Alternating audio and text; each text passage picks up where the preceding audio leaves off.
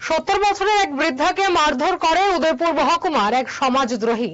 নিজ জমিতে যাওয়ার সময় আক্তার হোসেন খাদিম নামে 70 বছরের এই বৃদ্ধাকে মারধর করে এলাকার সিরাজ আহমেদের ছেলে হেলাল আহমেদ খাদিম। ঘটনাটি ঘটে উদয়পুর সোরামুড়া চৌমুহনী করুণা চৌমুহনী এলাকায়।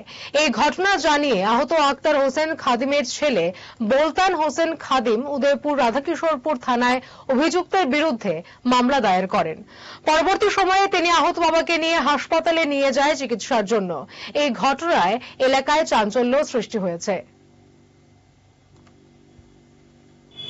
বাবু কেনানের দিকে যাইতে আসলো, আমরা জমি জমা ওইখানে জমি জমা আছে দেখতে যাইতে আসলো। যাওয়ার পথে করুণা চৌমুহনীতে সিরাজ আহমেদের ছেলে হেলাল খাদিম ও আক্রমণ করে আমার বাবার উপরে।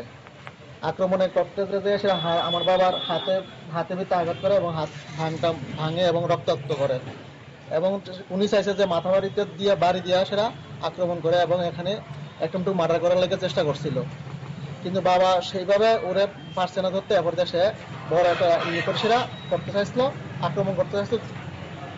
চূড়ান্ত ভাবে আক্রমণ করার কারণে বাবু দৌড়ে বাড়িতে আসছে। আওয়ার পরে আপনাদের এই থানাতে এসে এখানে থানার মধ্যে এসে আমাদের এখানে এসে আত্মগোপন এবং কেস ফাইল করার লেগে আসছে। প্রেমের মরশুমে স্বর্ণকমল জুয়েলার্সের নিবেদন শুধু তোমারই জন্য।